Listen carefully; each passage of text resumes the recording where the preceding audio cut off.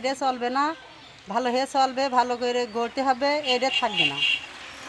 হিজলে কি বক বসানো কি গান বাজনা এটা চলবে না কিছু না। আর এই যে হিজলরা এসে টাকা পয়সা নিয়ে যায়, এটা তো অবৈধ টাকা নিয়ে যাওয়া। এই নোটিশটাকে আমি সাধুবাদ জানাই।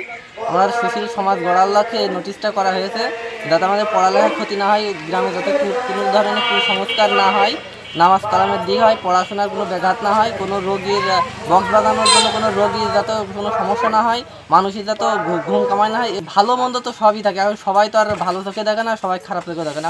এখন পর্যন্ত সব কিছু ঠিকঠাকই আছে। নোটিশ করার পর আর কোনো ধরনের বাদ্যযন্ত্র বা হিজলা এরকম মানে কোনো সমস্যার সম্মুখীন হয়নি। আর যদি সমস্যার সম্মুখীন হয়, আমরা সকলে মিলে এটা মানে দাবি দেওয়ার চেষ্টা করব। অনেক সময় দেখা যাচ্ছে যে এই যে বাদ্যযন্ত্র বাজাতে বাজাতে হকারও রাস্তা দিয়ে যায়।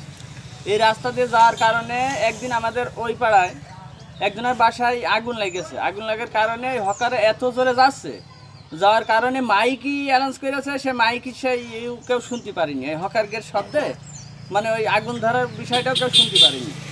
তারপর সবাই আমরা বসে করলাম যে এইগুলো তো ভালো নয়, তো হকার আপাতত শুক্রবার আমাদের গ্রামে ঢুকতে দেবো না।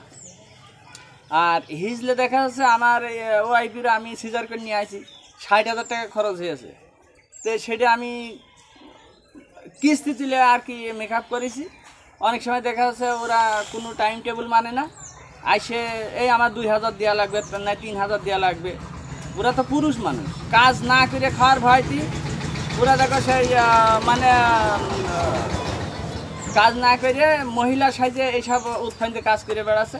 আইসে বলে আমার 3,000 টাকা দেওয়া লাগবে, 4,000 টাকা দেওয়া লাগবে। একদম সিজার করতেই বউ টাকা দিতে পারছে না, তার মেয়ে ছেলে বউ নিয়ে আসতে পারছে না, কিন্তু হিজলের টাকাটা কোন জায়গাতে দেবে? এই কারণে আমরা তো গ্রামের কিছু হলোকে সম্মানীয় লোকের হলোকে উদ্যোগ নিয়ে এগুলো আমরা করেছি যে গ্রামে হিজলে ঢুকতে দেওয়া যাবে না বা কোনো বাদ্যযন্ত্র বাজাবে না, আর শুক্রবারে তো কোনো আসবেই না। সময় দেখা যাচ্ছে ওরা বাজাতে ওরা রাত 8টার সময় বাজাতে চলে যায়। ছেলে ফেলে সন্ধ্যার পর নামাজ কালাম পড়ে পড়াশোনা করে, কিন্তু সন্ধ্যা টেবিল মানে না, জোহরের সময় মানে না, সকাল 8টাতে শুরু করে।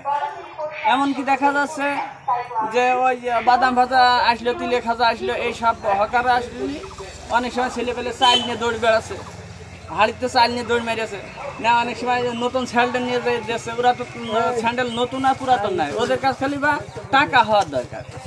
এই কারণে বিভিন্ন উত্তেজনার কারণে